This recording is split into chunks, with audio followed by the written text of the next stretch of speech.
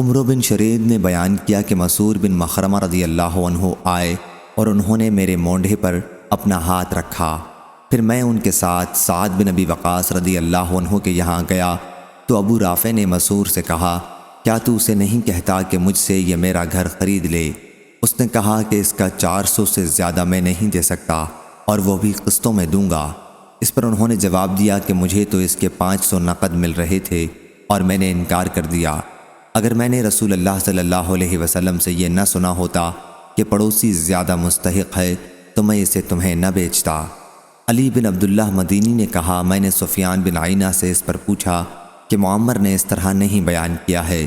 سفیان نے کہا، لیکن مجھ سے تو ابراہیم بن میسرہ نے یہ حدیث اسی طرح نقل کی۔